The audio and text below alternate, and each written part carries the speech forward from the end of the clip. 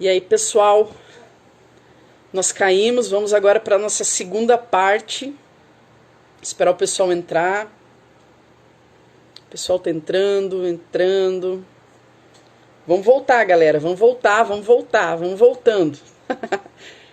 Vamos voltando porque nós estamos em isolamento social, ou seja, ninguém tem nada para fazer amanhã de manhã. Então vocês não precisam dormir cedo. A gente pode ficar aqui até altas horas. Ninguém trabalha amanhã cedo, tá tudo fechado no comércio. A não ser quem trabalha na área da saúde, né? Tá tendo que levantar cedo. De resto, galera, a gente pode dormir até mais tarde, então vamos ficar aí conversando. Ó, o Carlos Kane, eu vou fazer um convite para você, meu irmão. Você tá aí. Rô, vou te.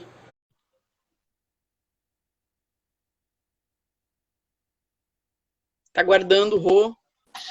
Vai entrar. Rô, tava falando o seguinte com a galera. Vamos dar um tempinho que o pessoal tá entrando de novo. A gente tá na nossa segunda parte, galera, dessa live sobre identidade. Tem sido bom para vocês? Faz um joinha assim, se tem sido positivo, se tá legal. Deixa um joinha aí com a sua mão. Se tá sendo positivo para você, se tá acrescentando, se tá edificando a sua vida. Ou não, se tá confundindo, se tá... Ô, Ju, se tá onde você tava. ô, Ju, até mamãe tá na live. A tua mãe? Minha mãe, meus amigos, mas até minha mãe aí falando, filhão, isso mesmo, seja uma referência, isso é legal. Mas a minha mãe tá dormindo aqui do lado, coitadinha. Tá dormindo, não tá tentando, porque eu tô falando alto pra caramba, né? Tá tentando dormir. Vamos esperar o pessoal entrar. Eu vou propor algo aqui pra gente fazer a próxima live, então.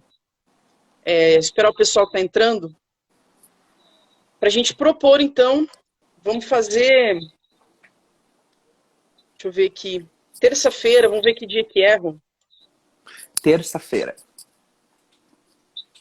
Aí, a ideia... Deixa eu ver que dia que é terça-feira. E tem gente que tá entrando pela primeira vez agora, né, amiga? Então a gente consegue dar um pouco mais de continuidade agora e falar com eles, né? Porque eu achei super interessante. A nossa abordagem é interessante porque as pessoas estão vivendo mais do mesmo. E eu quero voltar onde a gente tinha parado aqui. O porquê a igreja não trata disso, né? Não tem tanta facilidade de lidar, porque talvez as nossas igrejas estão querendo tratar com coisas que dão resultado mais rápido, Ju. Não está pensando numa construção numa construção de sociedade, né? Então esse foi o erro, talvez, da gente como igreja, foi entregar a construção de todos os ambientes para que outras pessoas dominassem. Então, quando a gente volta no início e a gente pensa cosmovisão, a gente pensa desejando tomar conta de todos os lugares de volta. O que a gente deseja de volta?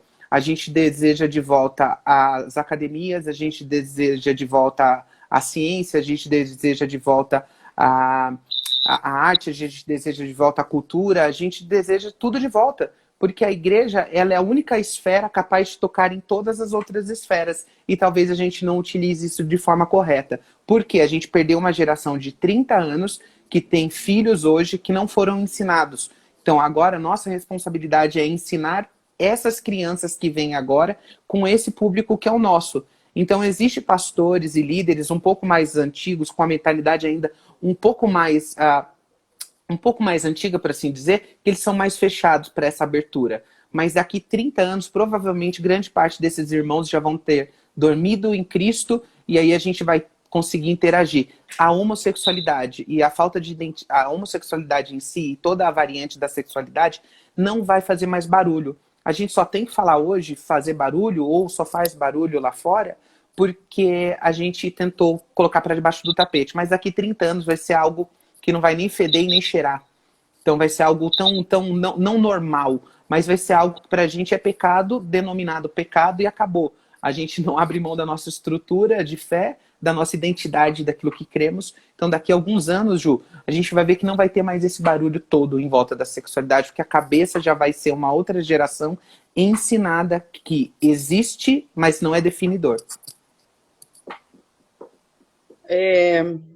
Vamos só definir, então, Rô. Eu queria propor algo para a próxima live. Na verdade, eu já tenho 2 temas aqui que a gente pode deixar marcado. 2 lives na semana que vem. Então, dia 31 do 3, 2. Cara, o que você está fazendo? Eu não estou fazendo nada, minhas agendas estão canceladas desse mês. Então, assim... Só a sua, né? As minhas também, Ju cancelou todas. Adote um missionário. Então, assim, eu quero propor uma live, então, sobre cristão homoafetivo, para terça-feira, dia 21 do 3. Eu já anotei aqui, depois a gente vai fazer um post. Beleza. Só que aí eu gostaria de convidar 2 pessoas para participarem conosco. Tá? Uma é o Thiago, que está aí, do Avalanche, Thiago Neves. E o outro é o Carlos Kenny, que é um queridão lá do Maranhão, que eu gosto muito. Nosso pastor querido. Queria muito saber dele, ouvir o que ele acha a respeito disso. Então, queria deixar o convite aqui para vocês. Eu sei que vocês estão assistindo essa live. Se vocês topam, dá um joinha aí. O Thiago e o pastor Carlos estarem conosco aí, comigo e com o Robert, na próxima terça-feira, 10h30 da noite. Ver se o pessoal da Avalanche pode, né? O Thiago, não sei como é que é esse horário para ele. Ver se ele pode.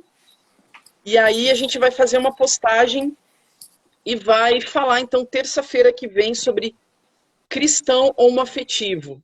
Interrogação. Né? Porque as duas uma coisas se interrogação. combinam? Né? Cristão, é gay. Possível. Ó, o Thiago falou, tô dentro, tamo junto. Então o Thiago pode e o pastor Carlos. Eu não vi aqui ainda. Carlos Kenny também, na hora. Beleza, então tá marcado. A gente vai enviar os posts, as postagens para vocês. E aí a minha segunda sugestão é para que a gente fale, e aí pode ser na sexta-feira, já que a gente não tem agenda, e eu não tenho aula também, né? Porque eu voltei para a faculdade, eu estou cursando psicologia, eu voltei para a faculdade, eu tenho aula toda noite, mas que a gente fale na sexta-feira, que vai cair dia 3 de abril, sobre homossexualidade e a igreja. Porque eu vi que tem uma galera perguntando algumas coisas aí referente à igreja não está preparada, a igreja não sabe lidar com isso, para a gente não misturar os assuntos. O que você acha, Rô? Acho bom, porque assim a gente consegue ser um pouco mais cirúrgico, né, dentro daquilo que a gente está pretendendo falar. Então a gente divide cada um no seu quadrado. Mas, muito bem. Então tá marcado aqui na minha agenda. Tá? Depois a gente vai fazer as postagens. E o Carlos Kenny, então, e o Thiago, eles estão convidados a participar conosco da próxima live, né, que vai ser sobre cristão homoafetivo. Ou cristão gay, existe? Eu não sei, vamos pensar, galera. Vamos pensar junto. Mandem as perguntas de vocês no nosso direct para a gente ir pensando, elaborando material, conteúdo, porque é uma coisa que a gente tem que pensar como igreja, tá bom? Sim. E eu vi um moço que está colocando, né? Eu vi um vídeo. Eu vou falar isso no questão homoafetivo, é melhor. Porque aqui eu estico muito o pensamento e depois eu vou nessa. Tá, mas a respeito do que você estava falando ali antes, eu coloquei um pensamento aqui hoje a respeito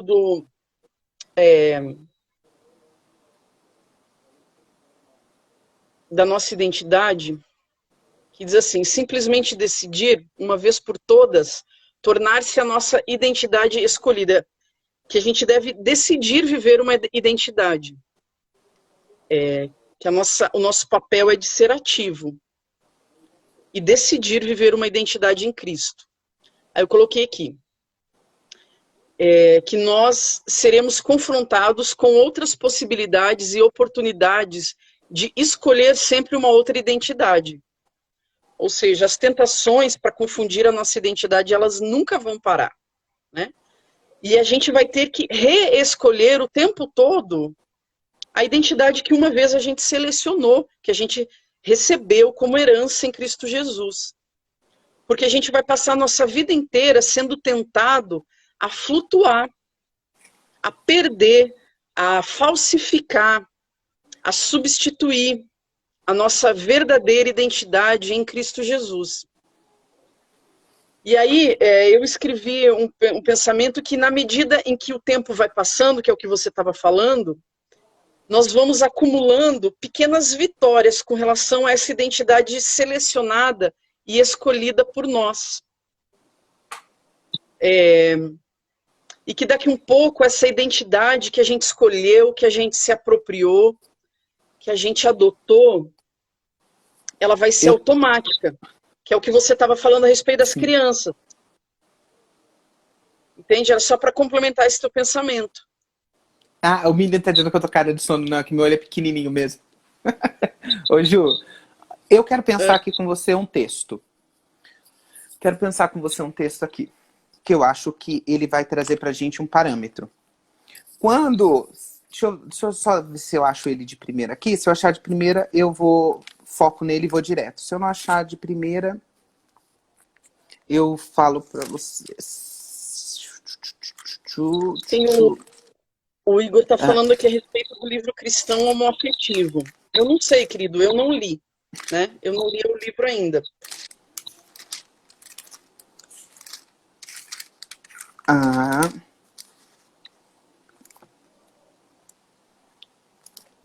Ô, Ju, o que eu quero pensar aqui é... Por que eu falo que uma verdadeira identidade ela precisa de um definidor? Porque você não é a Juliana se você não tivesse o seu pai e sua mãe para poder te fazer. Você precisa de outra pessoa, você precisa dessa identificação de alguém que defina quem você é. A gente precisa disso, que é diferente da identidade do mundo que você se define a partir de você. Por que eu estou pensando nisso? Eu estou pensando a partir de Pedro, quando ele se depara com Jesus, Jesus pergunta...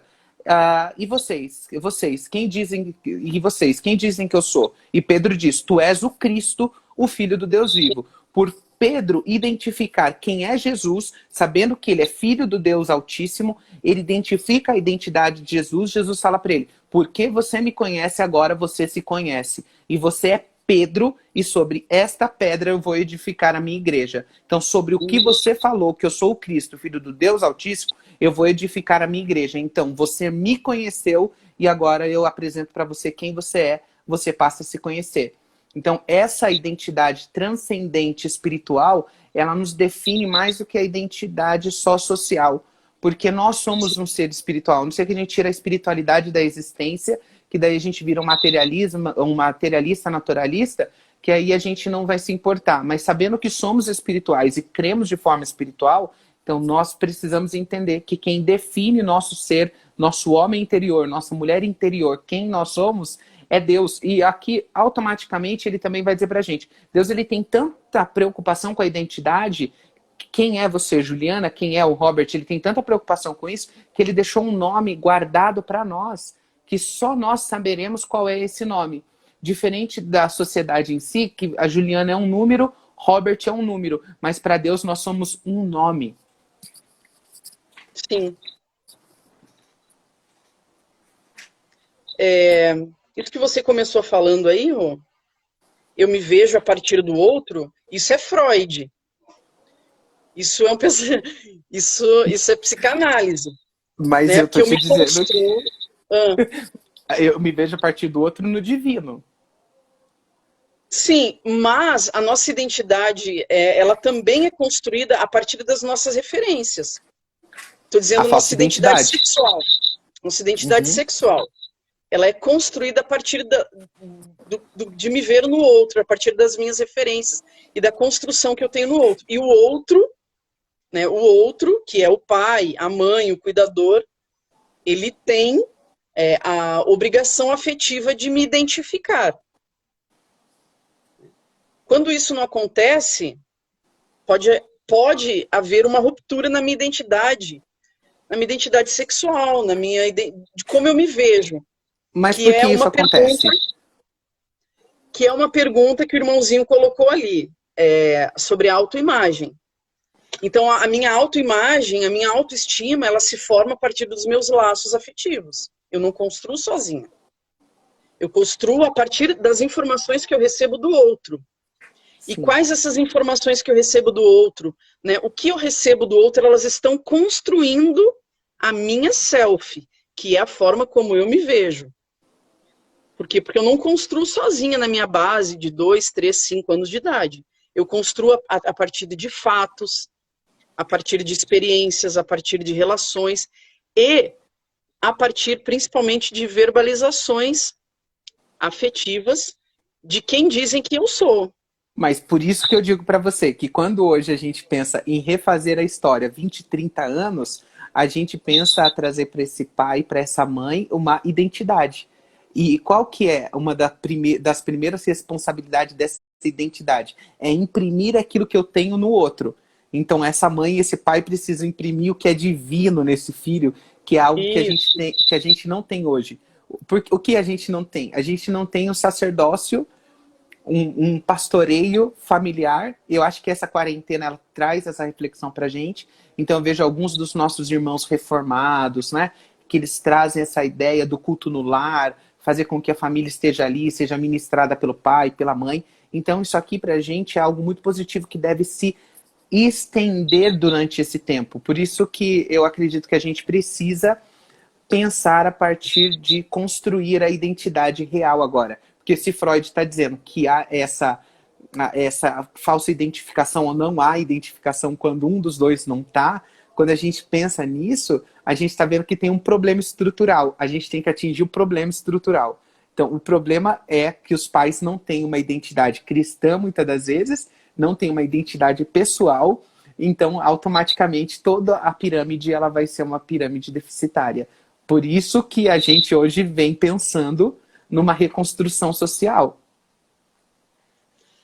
Ou tem e não imprimem, né? Eu não sei, Ju, eu vou ficar mais para você, que a gente passou tanto tempo na desconstrução, né, dos nossos dias, que eu acho que ficou cravado isso no coração das pessoas, sabe? Essa liberdade. Porque o que eu estou pensando, a escola ensina, a escola educa, né, a sua lição moral. A escola ficou com essa responsabilidade, hoje tirando dentro do ambiente familiar. Então, o ambiente familiar da sociedade, na maior parte, se resume em alimentação e moradia.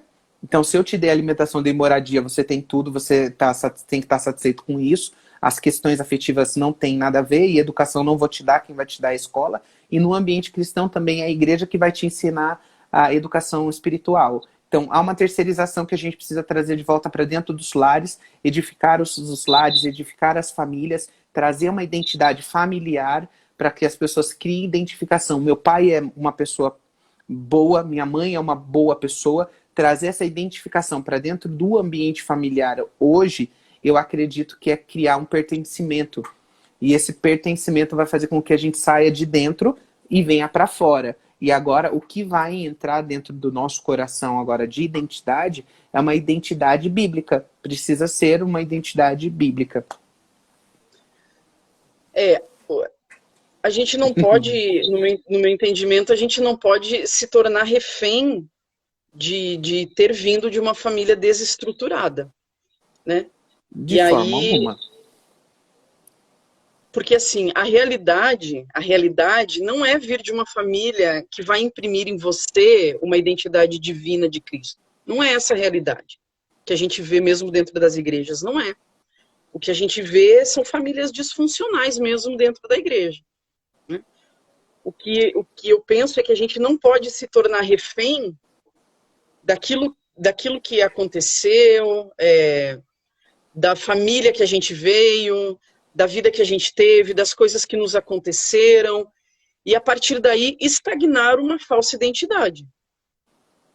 Porque isso me ocorreu, porque eu vim desse contexto, porque esse é o meu histórico, né? Mas eu preciso, em contrapartida, olhar para a minha vida hoje e me questionar se essa identidade que eu assumi ela vem de faltas, de traumas, de famílias disfuncionais, E se essa identidade que eu assumi hoje, essa identidade que eu levo, ela me faz bem ou ela me causa danos? Ela me causa prejuízos? Eu acho que as pessoas, elas não avaliam as identidades que elas tomaram para si. Por que que eu falo isso? Porque uma das coisas que me levou para a igreja, há 7 anos atrás, quando eu me converti, foi a alienação, foi a questão de não saber de onde vinham os meus desejos, não saber quem eu era, mas ter a certeza de que eu não queria viver por desejos. Então, essa não conformidade com uma falsa identidade foi o que me levou para a igreja. Foi uma semana, um período que eu tive de indagações com Deus, de perguntas, de questionamentos, da qual o homem não havia me dado respostas, e que me fizeram perguntar para Deus quem eu era. Se eu viveria à mercê dos meus desejos, se era isso que era a vida, era uma vida baseada em instinto, uma vida animalizada, baseada em desejo. Então, quando eu me fiz essas perguntas, eu coloquei em questão, eu coloquei sob custódia, eu coloquei em xeque a minha identidade. Para mim mesma, diante de mim. Por mais que eu pregasse, por mais que eu falasse que as pessoas, elas nasciam gays, eu não acreditava nessa identidade. Eu não acreditava nisso. Mas eu acreditava que a minha identidade não era essa. A minha essência não era essa. Eu tinha uma outra essência. Então, esse questionamento, eu acho que hoje nós precisamos de uma forma honesta, olhar para a nossa vida, para a nossa autoimagem, que é aquilo que o rapaz colocou ali, e fazer esse questionamento, como eu me vejo, e de uma forma honesta, de uma forma sincera. Essa identidade que eu assumi para mim, ela é bíblica? Essa identidade que eu assumi para mim, ela me traz prejuízos espirituais? Ou seja, essa identidade que eu assumi para mim, ela me deixa fora, ela me exclui dos propósitos de Deus, então tem alguma coisa errada, cara.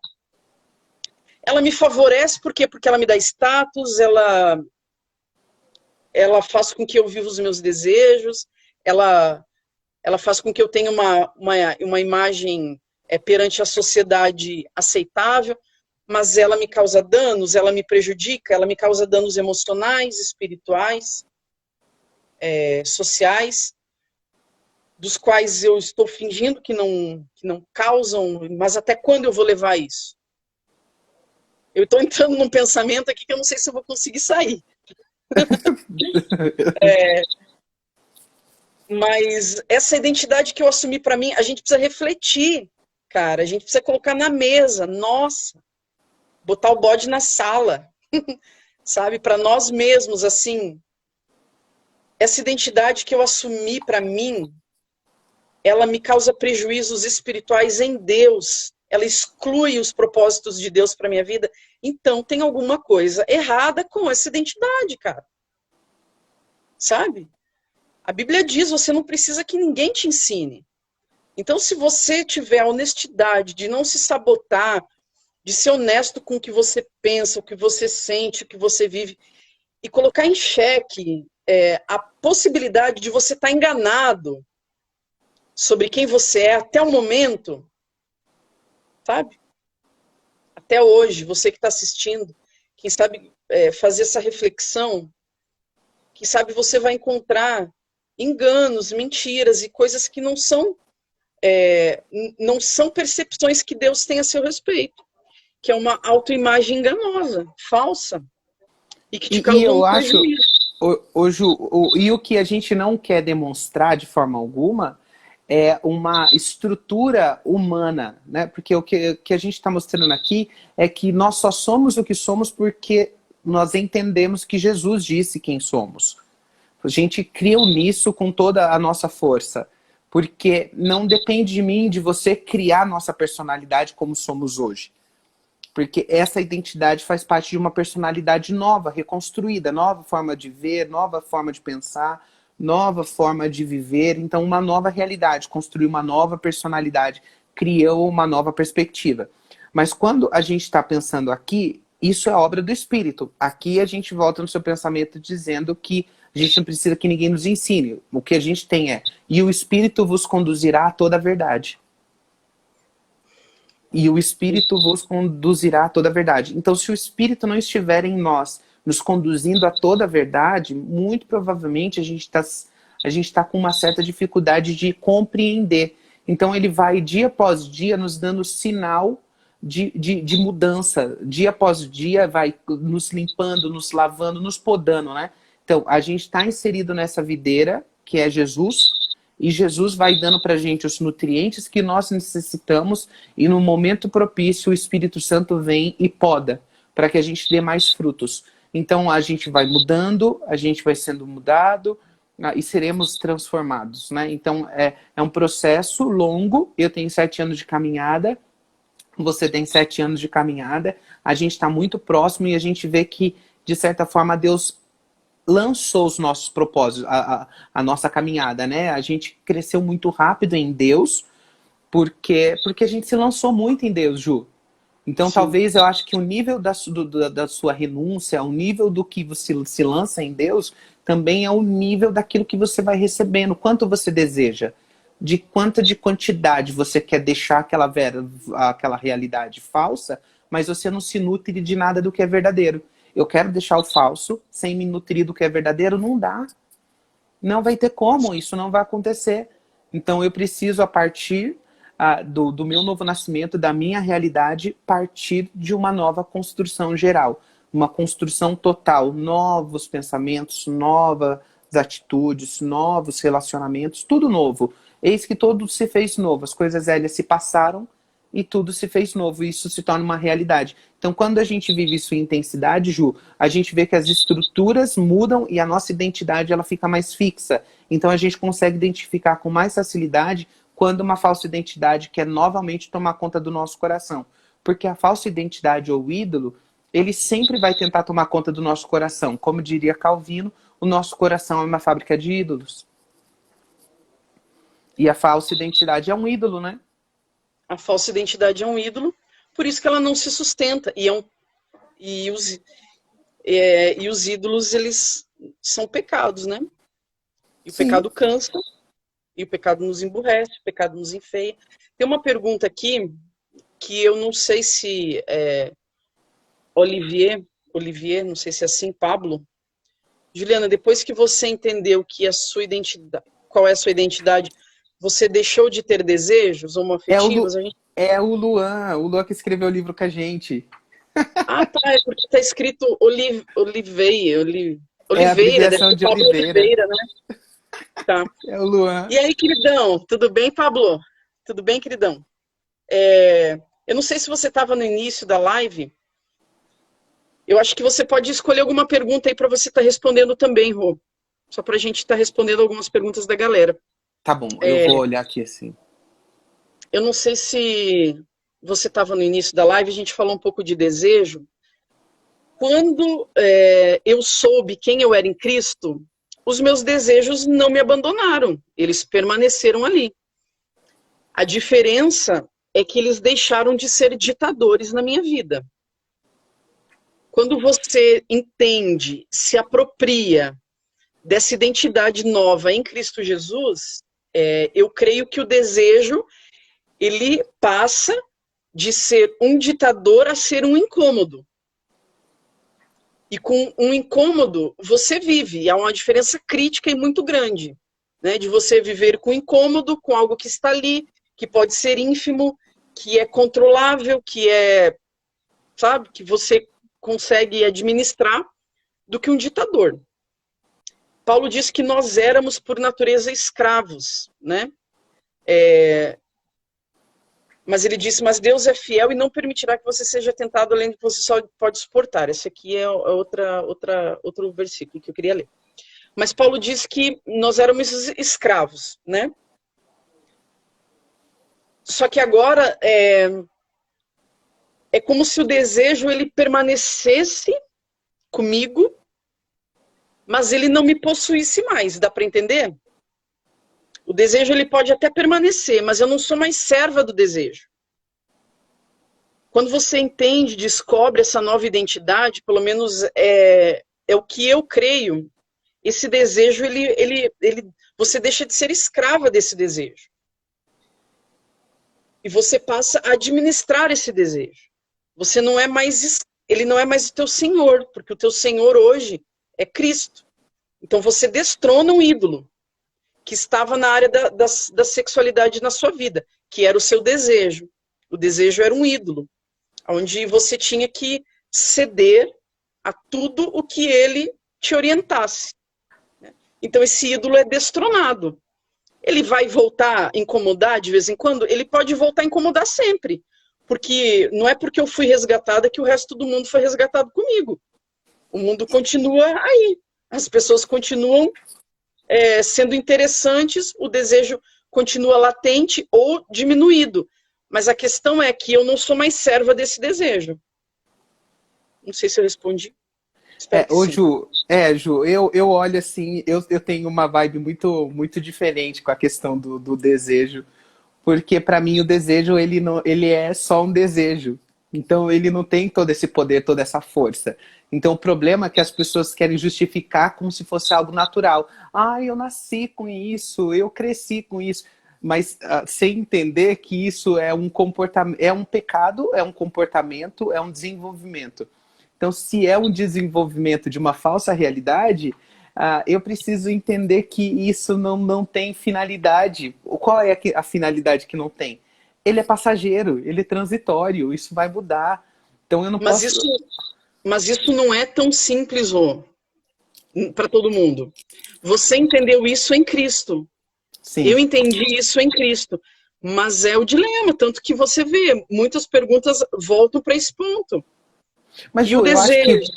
Mas então, por quê? O desejo, Ju, que tipo de desejo? Então vamos tentar definir aqui. Que tipo de desejo você está falando? Desejo de construir uma...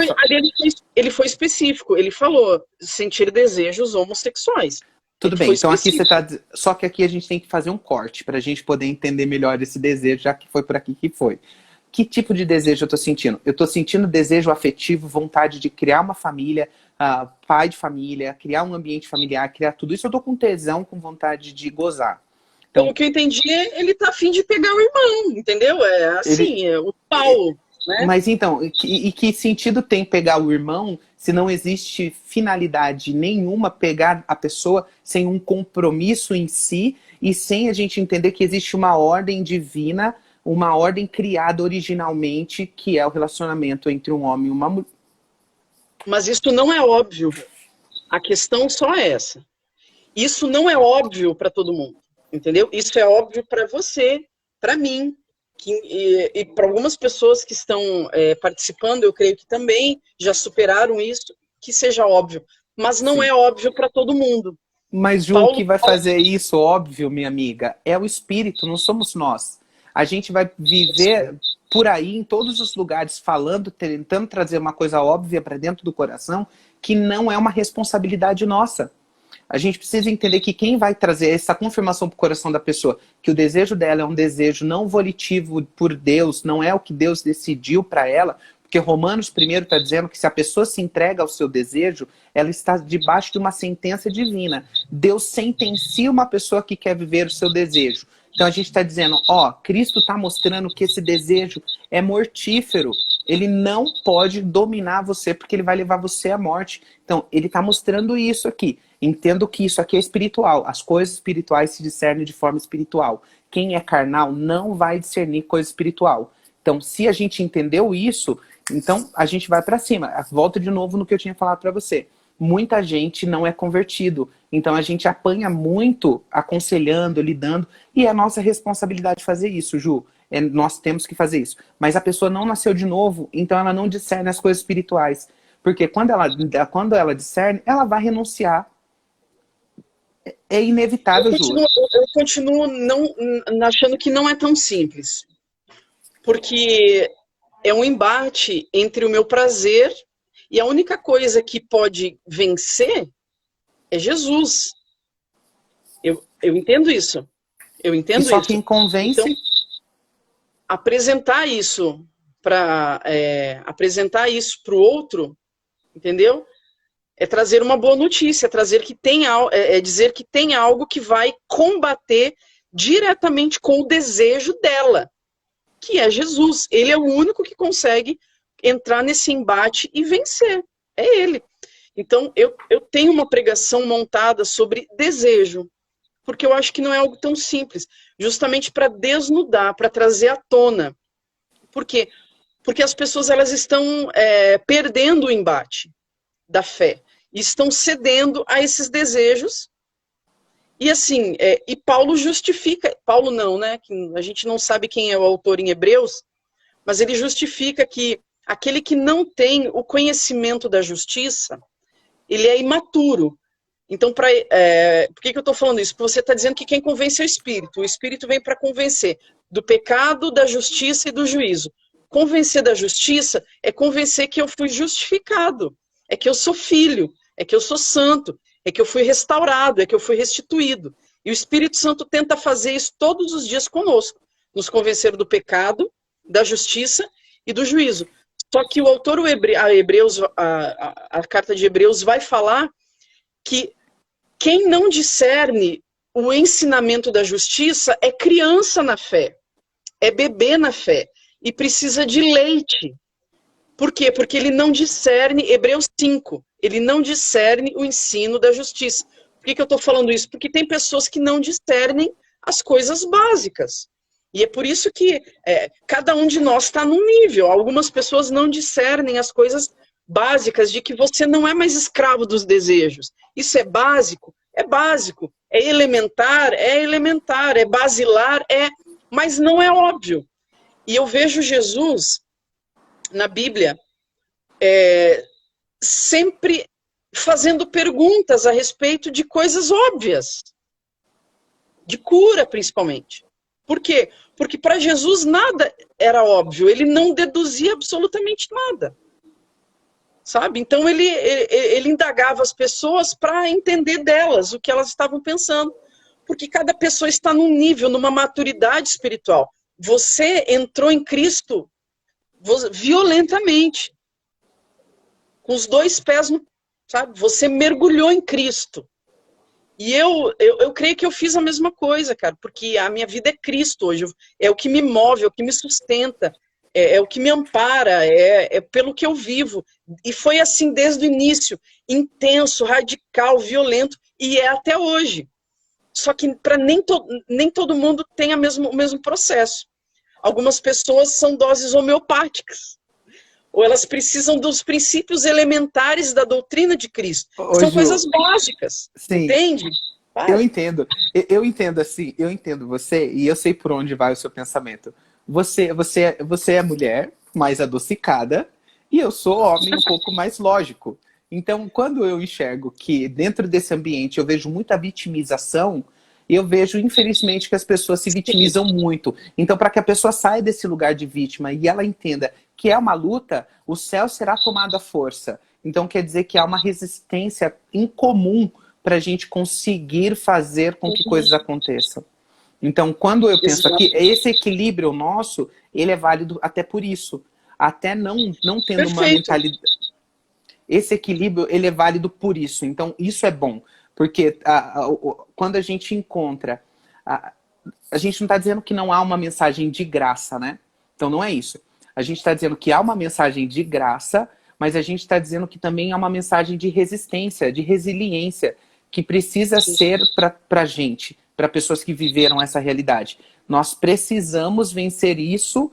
De que forma? Nós precisamos deslocar a nossa cabeça, que é uma mudança de mente. Nós precisamos deslocar a nossa cabeça de como pensávamos, como nós passamos a pensar. E a gente só vai conseguir mudar a nossa mente, Ju, eu vou falar uma frase clássica aqui. Quem já pisou no Santo do Santo, em outro lugar, não sabe viver. Então, é uma alimentação, uma nutrição em Deus. O problema é que a gente é desnutrido, Ju. A gente está lidando com pessoas desnutridas. E aí a gente vai ter que dar leitinho. A gente vai ter que dar leitinho. eu entendo e eu concordo com tudo que você está falando. E eu acho também, eu quero ler uma contribuição do pastor Carlos Kane aqui. Eu concordo com você.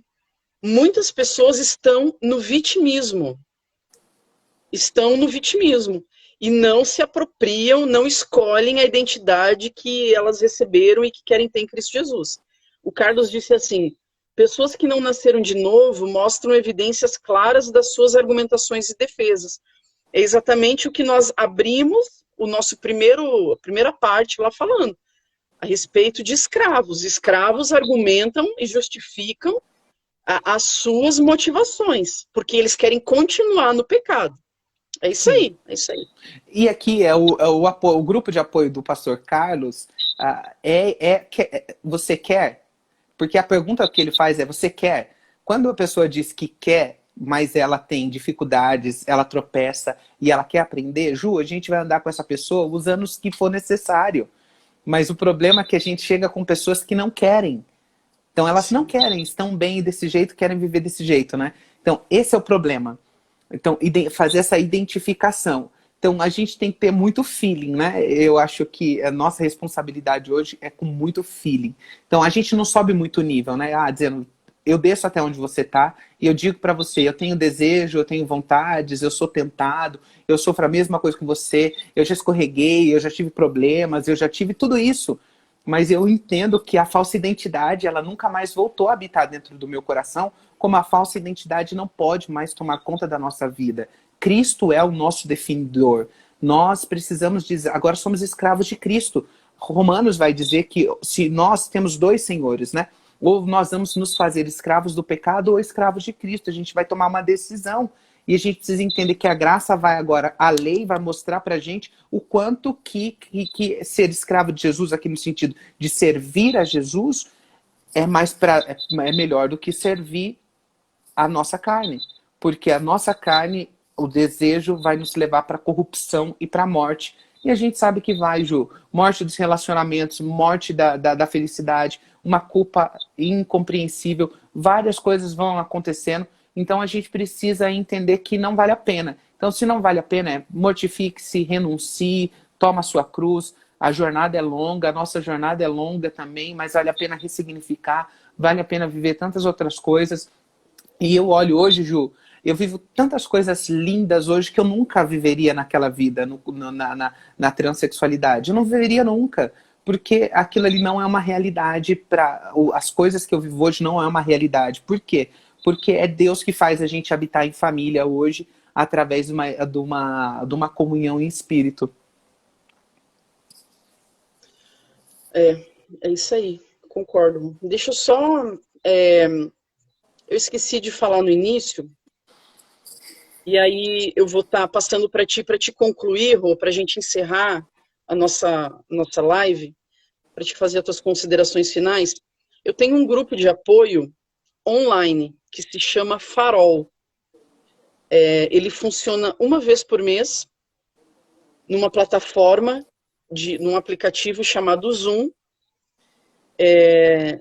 Se você tiver interesse em participar desse grupo de apoio em sexualidade, ele é um grupo de apoio para pais de homossexuais, para familiares, para líderes, para pessoas que estão vivendo uma crise na sua identidade, pessoas que têm o interesse de saber mais do assunto, né?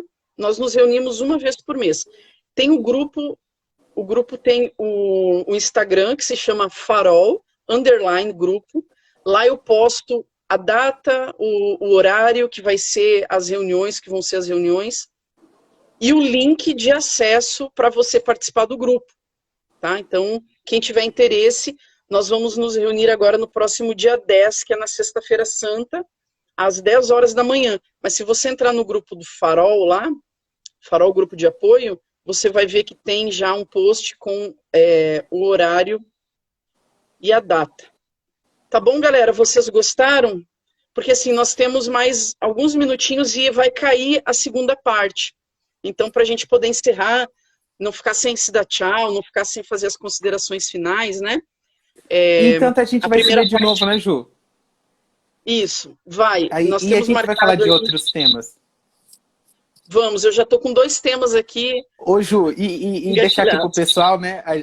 Pessoal, para vocês entenderem, a gente está no grande debate aqui. A Juliana, para vocês verem como a gente é plural. E essa pluralidade de pensamento, ela faz parte e ela é boa. Então a gente vai se edificando através disso, né? O Sandro tá dizendo que pena que pegou no final, mas ó, semana que vem, terça-feira, né, Ju? Na sexta-feira, a Isso, gente vai fazer outra live, a gente vai conversar sobre cristão homoafetivo, né? Se é possível cristão isso. ser um homossexual. E a gente vai conversar também sobre, Ju, da outra semana, da sexta. A outra semana vai ser sobre homossexualidade e a igreja. A gente vai postar. Homossexualidade e a igreja. Então a gente vai Fique colocar ligado arte aí. para vocês e aí vocês vêm para o debate junto com a gente, escreve aqui que eu e a Ju a gente vai pensando por perspectivas diferentes, mas a gente vai chegar sempre num definidor comum, né? Que é as escrituras, o Cristo, a verdade será sempre o nosso guia. Esse bate-papo que a gente teve, ele vai ficar na minha live, né? Ele vai ficar salvo no meu stories, provavelmente até amanhã. E depois eu vou jogar ele no meu canal do YouTube, tá? Então, se você quiser rever ou quiser enviar para alguém, ou pegou no finalzinho, a gente já está 2 horas falando, você pode entrar ou amanhã no meu stories, vai estar lá em salvo, ou depois no meu canal do YouTube, Juliana Ferron, você pode acessar lá. Então, suas Fechou, Ju. considerações finais. Suas Gente, foi considerações muito bom finais. ter vocês conosco, né, Ju? Ah, Ju, você sabe que eu amo Foi você, né, top. minha amiga? É sempre bom estar com você, você me inspira, né, na caminhada, e estar com você é muito bom, então estamos aí para o que daí vier, para cada pessoa que estava com a gente, muito obrigado, e tem mais. Amém, muito bom. Foi sensacional, sensacional, Rô, amo você, amo sua vida.